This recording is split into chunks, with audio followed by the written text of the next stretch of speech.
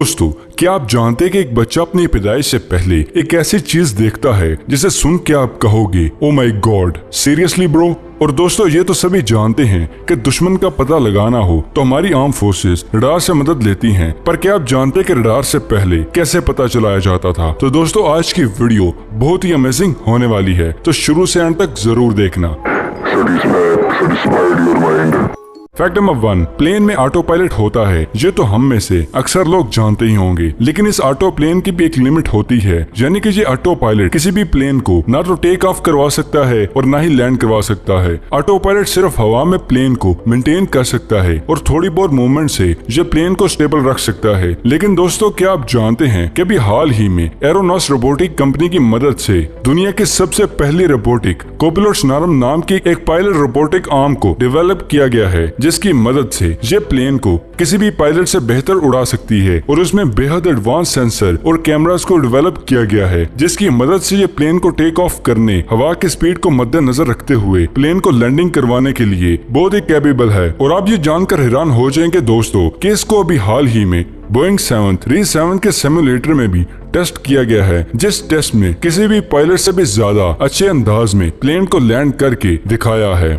Fact number 2, दोस्तों, क्या आप जानते हैं कि जब भी स्पेसक्राफ्ट जमीन के एटमॉस्फेयर में री एंटर होता है तो स्पेसक्राफ्ट में फ्रिक्शन लगता है, जिसकी मदद से वो एक मेटेओर की तरह जलने लगता है। इस चीज को आपने अक्सर न्यूज चैनल पर भी देखा होगा, लेकिन क्या आपने कभी सोचा है कि इस सिचुएशन में स्पेसक्राफ्ट में बैठे किसी एस्ट्रोनॉट को बाहर देखने पर कैसा नजर आता होगा? इस वीडियो क्लिप में आप आसानी से देख सकते हैं कि एस्ट्रोनॉट को जमीन में स्पेसक्राफ्ट के री एंटर होते ही दिखाया जा रहा है, जहाँ पर विंडो के बाहर आग के चिंगारियों को देख सकते हैं। और जब भी एक स्पेसक्राफ्ट जमीन के एटमॉस्फेयर में दोबारा री एंटर होता है तो एनवायरनमेंट चेंज होने की वजह से स्पेसक्राफ्ट बहुत ही बुरी तरह से वाइब्रेट करता है। और ये वीडियो जो आप देख रहे हैं वो किसी भी स्पेसक्राफ्ट के जमीन में री एंटर होने वाली बहुत ही कम वीडियो में से ये एक वीडियो है। फैक्ट नंबर 3, दोस्तों, मैं अभी आपके बारे में आपको बहुत ही अमेजिंग फैक्ट बताने वाला हूँ। क्या आप जानते कि यूएसए में आपकी की गई रिसर्च से ये पता चला है कि दुनिया में हर एक बच्चा अपनी पैदाइश से एक मंथ पहले ही सारी चीजों को ब्लैक एंड व्हाइट चीजों में देखता है। इस दुनिया के हर एक बच्चे का विजन अपनी पैदाइश से लेकर एक मंथ तक ब्लैक एंड व्हाइट होता है।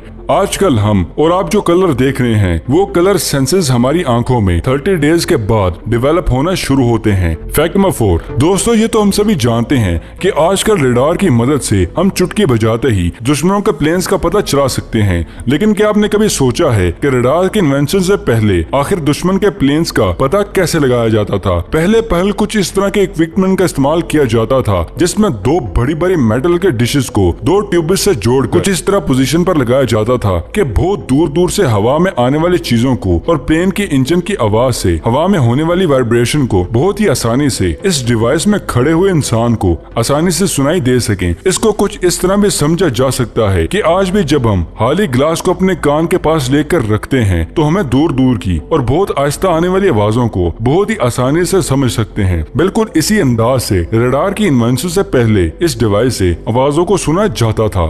फैक्ट नंबर 5, क्या आप जानते हैं कि बहुत ही जल्दी स्मार्ट वॉचेस के टच स्क्रीन को हटाया जाने वाला है? एक्चुअली गूगल एडवांस प्रोजेक्ट पर काम कर रहा है। इस प्रोजेक्ट की मदद से गूगल ने इस दुनिया में से पहली हैंड गेस्चर रिकॉग्नाइजेशन सेंसर और रडार टेक्नोलॉजी को मिलाते हुए बहुत ही यूनिक आर्टिफिशियल इंटेलिजेंस को यूज करते हुए एक स्मार्ट वॉच को डेवलप किया गया है, जिसमें आप बगैर टच किए गाड़ी में टाइम लाने, स्मार्टफोन को यूज करने और मैप को यूज कर सकते हैं। सिर्फ और सिर्फ आप अपने हाथ को हिलाकर और हवा में टैप करने से ही चला सकते हैं। एक्चुअली ये वॉच कुछ ही डिस्टेंस तक वेव फॉर्म में सिग्नल को सेंड करती रहती है। जैसे ही कोई हाथ उन सिग्नल तक आता है या हाथ कोई मूवमेंट करता है तो हैंड के मोशन को समझते हुए ये वॉच खुद ब खुद ही चलने लगती है। और इसलिए बहुत ही जल्दी स्मार्ट वॉचेस को टच करके नहीं बल्कि बस हैंड गेस्चर का इस्तेमाल करके ही चलाया जाएगा।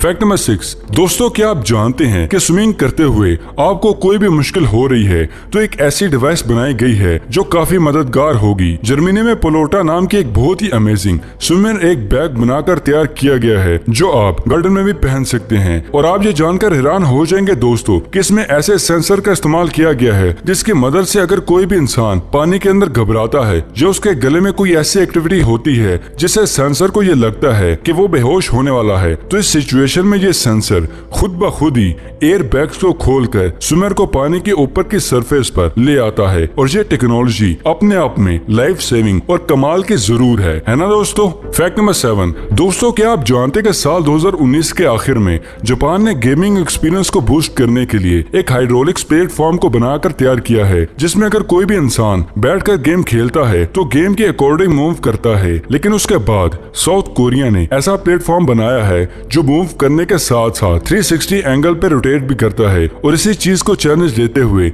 जापान ने 2020 के स्टार्टिंग में इस पूरी दुनिया का ऐसा गेमिंग हाइड्रोलिक्स प्लेटफॉर्म बनाकर तैयार किया है जो 360 भी नहीं बल्कि 720 डिग्री तक रोटेट करता है। और ये दुनिया का सबसे पहला ऐसा फ्लाइट सिमुलेटर है जो आपके गेमिंग एक्सपीरियंस को बढ़ाने के लिए पूरा 720 डिग्री के एंगल तक रोटेट करता है। तो है ना कमाल दोस्तों। फैक्ट नंबर 8, क्या आप जानते कि हांगकांग के डिज्नीलैंड में जंगल क्रूज नाम की एक बहुत ही कमाल की राइड मौजूद है, जिसमें आपको खूबसूरत बोट में बिठाकर बहुत ही खूबसूरत आर्टिफिशियल फॉरेस्ट में लेकर जाया जाता है, जिसमें डिज्नीलैंड की मदद से अलग अलग तरह के रोबोटिक एनिमल्स को बनाकर तैयार किया गया है जो दिखने पर बहुत ही ज्यादा रियल लगते हैं। और ये अब तक की दुनिया की ऐसी राइड है जहाँ पर ऐसे रियल एनिमल रोबोट्स को बनाया गया है कि जैसा आप रियल जंगल में सवारी पर हो।